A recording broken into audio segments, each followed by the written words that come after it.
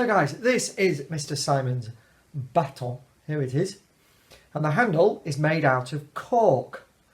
And that's because when a conductor is waving his hands about, he can be doing this for up to a couple of hours. And of course your body sweats. So the cork absorbs the sweat and it allows you to keep a good grip on the baton to stop it flying out of your hand. So that's why it's made of cork. Cork is also very light. And attached to that is a white piece of wood. It's white so everyone in the orchestra can see the colour, okay? And again, it's a very, very thin wood and very light and easily snapped. So you have to take good care of a baton, all right? Now, I want all you guys to be a conductor. So you've all got a pencil, I'm sure, in front of you. So if you pick up your pencil, and I'm afraid if you're left-handed, you still have to do it with your right hand, okay? So you're going to pick up the pencil in your right hand. That will be this side for you. It's this side for me, okay? And you hold your pencil up in the air and point it forward, okay? Now the first movement is a down. So you move your baton down. And then you're going to go left. Left is that way for you. It goes across your body. So I need to go that way. You go that way. So I go left. Then I go right. So you're going to go right that way. And then you go up. So I will show you. It goes down, left, right, up. So you're going to go down and then to your left, which is that way, left, right, and then up. Okay, let's try it together. Ready? And down, left, right, up. Down, left, right, up. Down, left, right, up. Now, if you want people to go faster, you move your hands faster. It's that simple. So I'm here and I'm going to go 1, 2, 3, 4. 1, 2, 3, 4. Let's try it together. Ready? So we're going to go that speed. 1, 2, 3, 4. Ready? And 1, 2, 3, 4. 1, 2, 3, 4. 1, 2, 3, 4. 1, 2, 3, 4.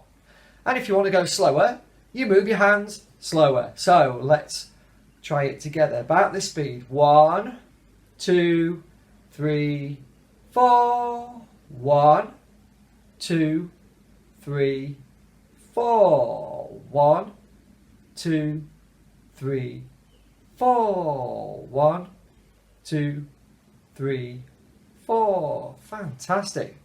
So a conductor controls the speed, but not only that, his other hand here that's a little bit redundant, this hand tells a player to play louder or to play quieter, or when to start and when to stop. And he does it by using different gestures. So this gesture here means, can you play louder, please? And this one, oh, just play a little bit quieter.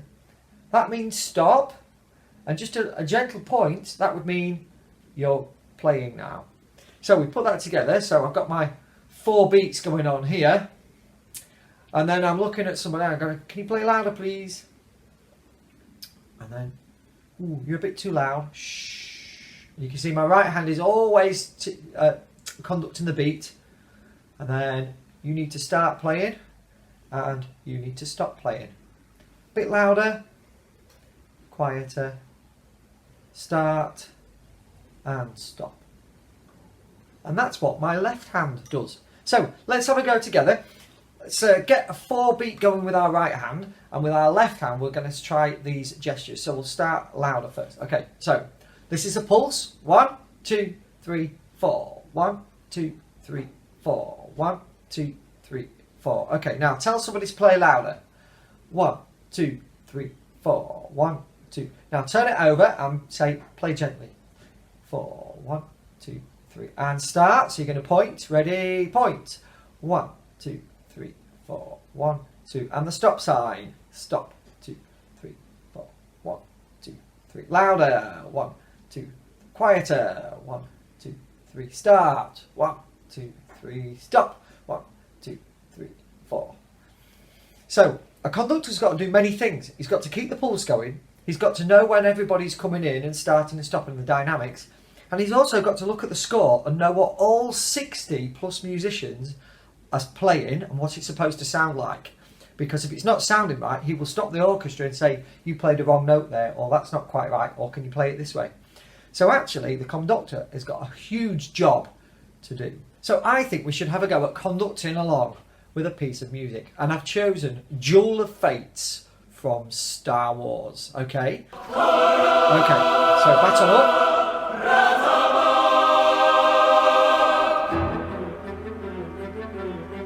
1, 2, 3, 4. 1, 2, 3, 4. 1, 2, 3, 4. 1, 2, 3, 4. 1, 2, 3, 4. 1, 2, 3, 4.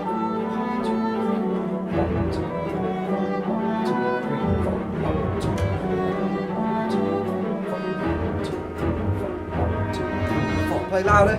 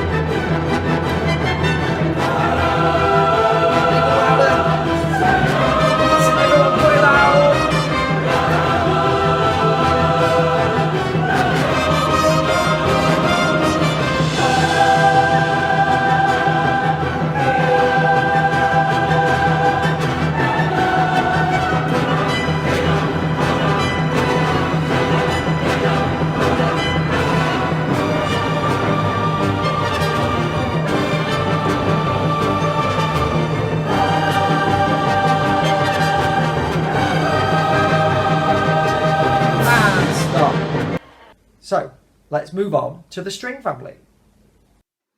So let's have a look at the string section.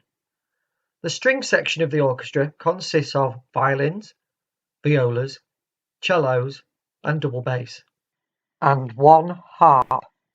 We're now going to watch a little clip about each instrument. The violin. Did you know the violin is the highest of the string instruments and it is made from wood?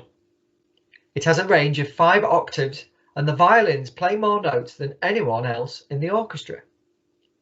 It is not the loudest of instruments, which is why you need so many of them in the orchestra playing together. To make a violin, you need over 70 pieces of wood. The most famous violin maker was Stradivarius, and his violins have sold for over £9 million.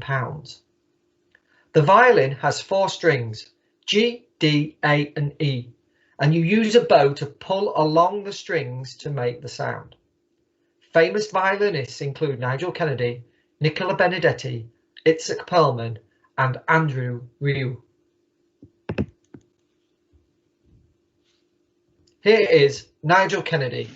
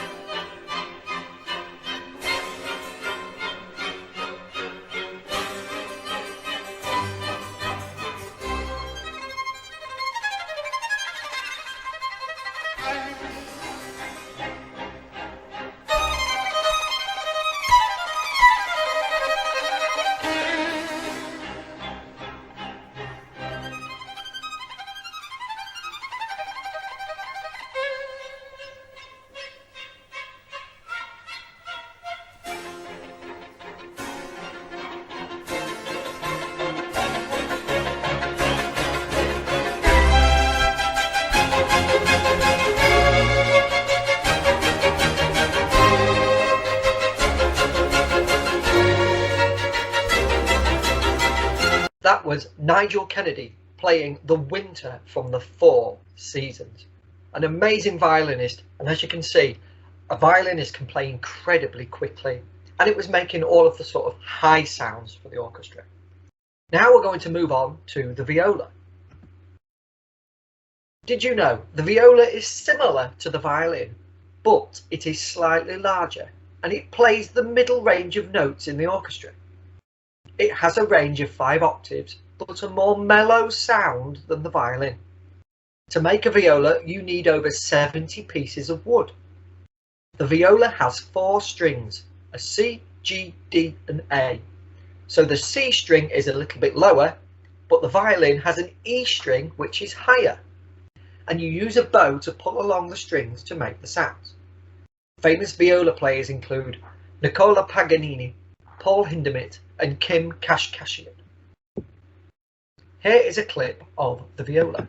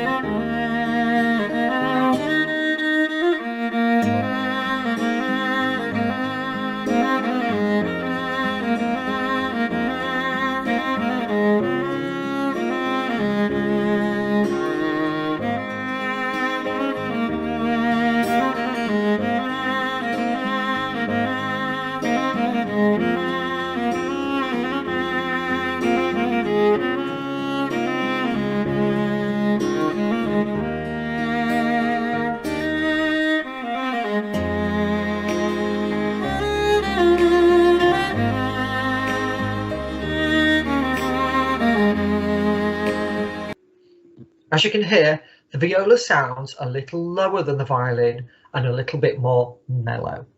The cello. Did you know this is a large instrument, too big to fit under your chin? So it has a spike that comes out of the bottom and rests on the floor, and you grip the cello with your legs.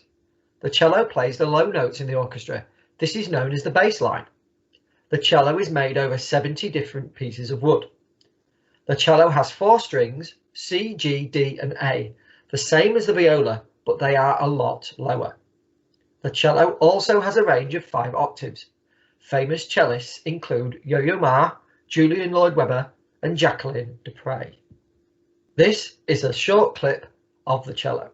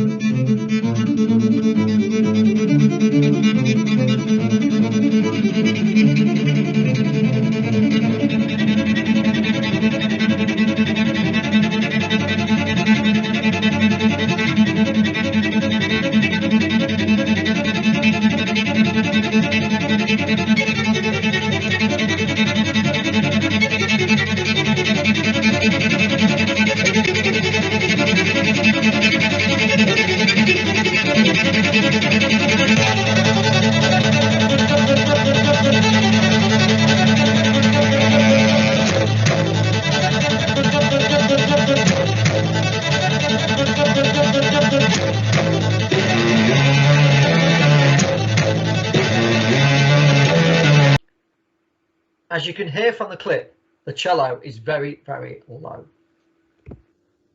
The double bass.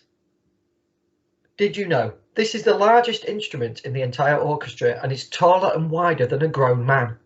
To play it, you have to sit on a high stool. It is really big as the instrument makes the lowest of all the notes in the orchestra. The strings are about 2 meters long and are really thick to make the low notes. There are over 70 different pieces of wood needed to make the double bass. The double bass has a range of 4 octaves. The 4 strings are E, A, D, G, but they're set up backwards from the violin. Famous bass players include Willie Dixon, Giovanni Bottesini and Domenico Dragonetti. Here is a little clip of the double bass.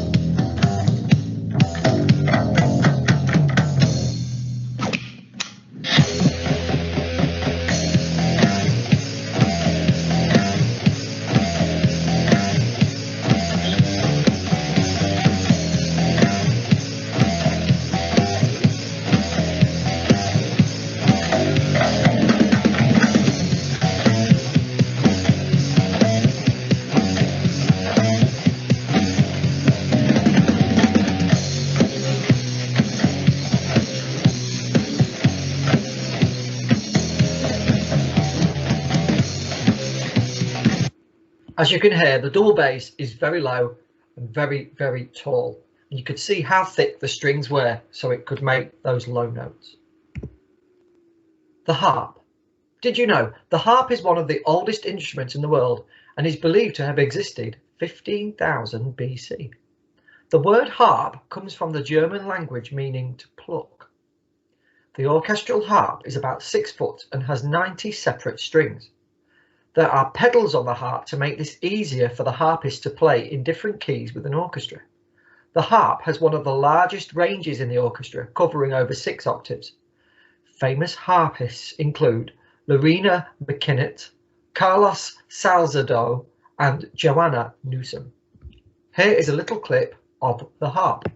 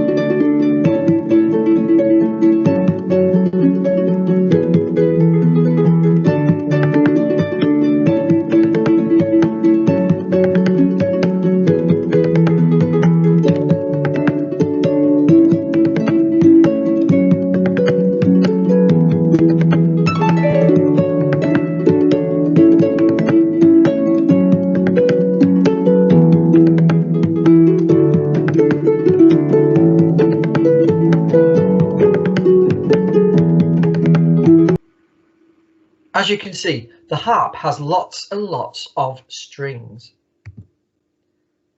The string family is the largest family in actual numbers of the orchestra. The string family has the 5 members, and to make the sound of the string instruments, you must use a bow on the string. Sometimes you can pluck or strum the strings. I'm now going to play you a little clip of the string family together. You might recognise the conductor of this group.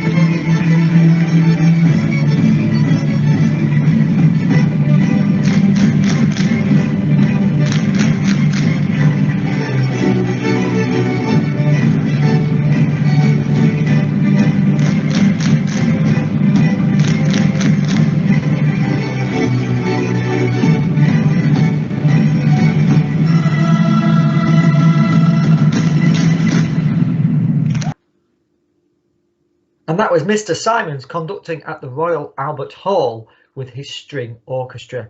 As you can hear, it sounds very, very powerful when all the strings play together. But how does a string instrument work? Let's find out and delve into the science behind it.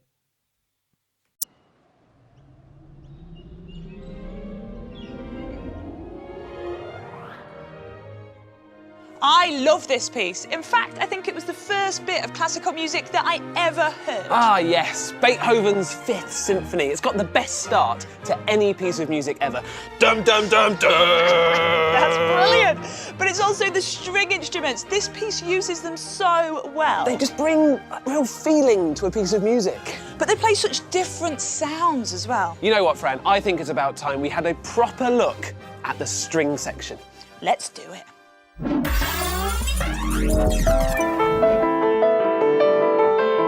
Okay, so this might be a piano, but it is actually also a string instrument. If we look inside, you can see that there are strings of different lengths and thicknesses. At this end, the strings are really thick, and as we go along, the strings get thinner and thinner. When you press a piano key, a small hammer hits one of the strings, making it vibrate. As it vibrates, it moves the air particles around it, which vibrates the ones next to them and the ones next to them. You've formed a sound wave. When that sound wave reaches your ear, you hear a note. And the note you hear depends on the string that's been hit. You can see here the hammer is hitting really thick strings. And so it makes notes that have a low pitch. But if Greg presses keys at this end, the hammer hits thin strings and they make high-pitched notes. So that is a piano, and you play a piano with keys. But what about other string instruments? Well, a guitar works by either plucking the strings, like this, or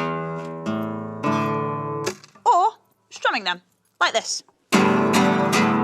Lovely. Just like this sitar. The sitar, which is popular in Indian classical music, has a lot of strings. The exact number varies from instrument to instrument and musician to musician. This one has 6 on top and 9 on the bottom. And you play it a little bit like this.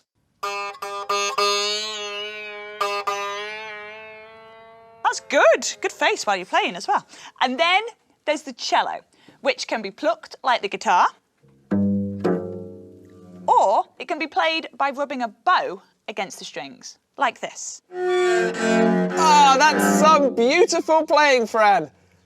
The thing is, we can't actually see what's going on because it's all happening too fast. So let's use our super slow-mo camera and have a look at those vibrations in action.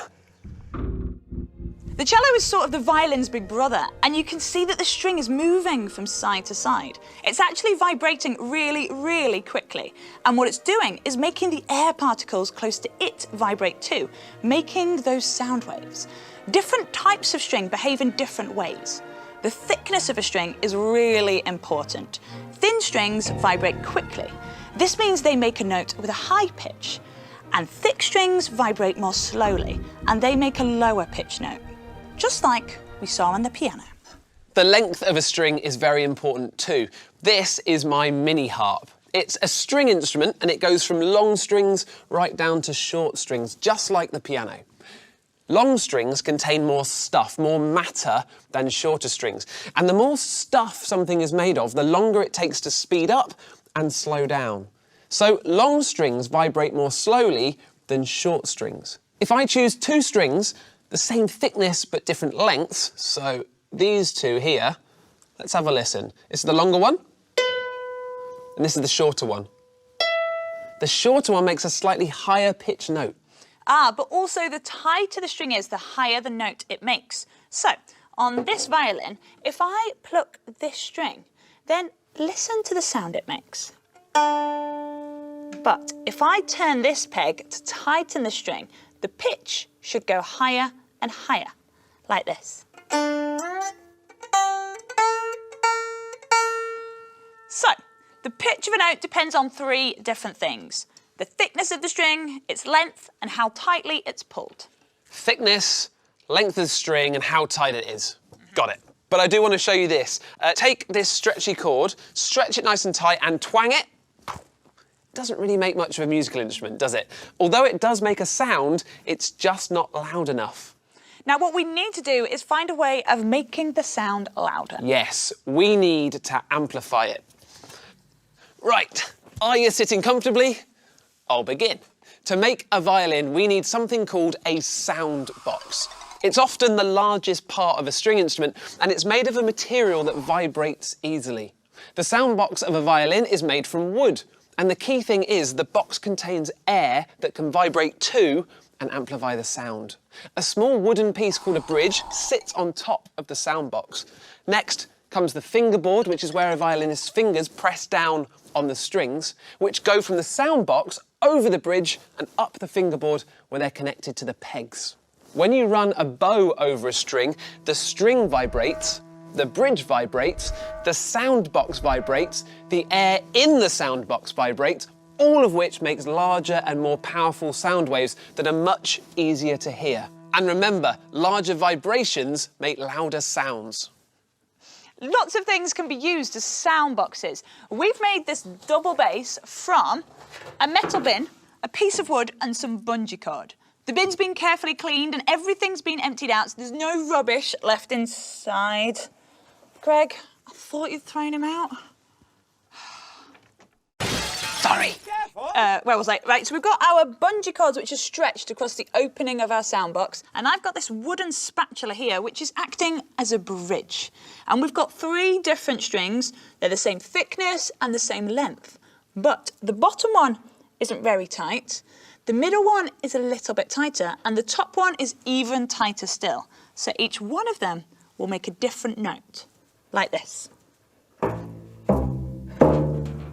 Perfect. Now, as we saw on the harp, long strings make lower notes than short strings. We use that idea to play instruments like the violin and the guitar.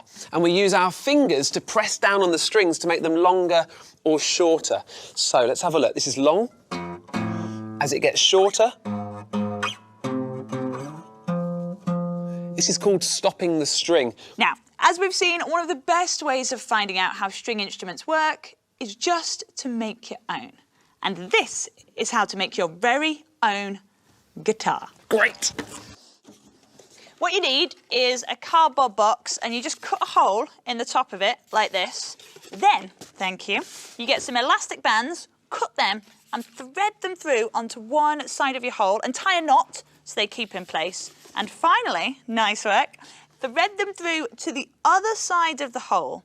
And then put some plastic or wood tubes there to act as your bridge and make sure they're nice and tight. Put a cardboard tube on the end to make a neck, and there you have it. A completed homemade guitar. Oh yeah! You could even make a guitar-shaped template so it looks even more like a guitar. Now I think we should put our homemade guitars to the test with another blast of the 5th Symphony. Roll over, Beethoven.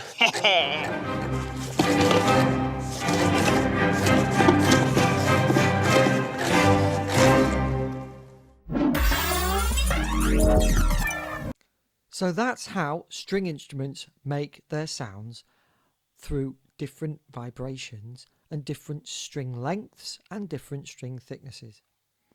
Next week, we're going to look at the wind instruments. So, hope you enjoyed the lesson, and I'll see you next time. Bye!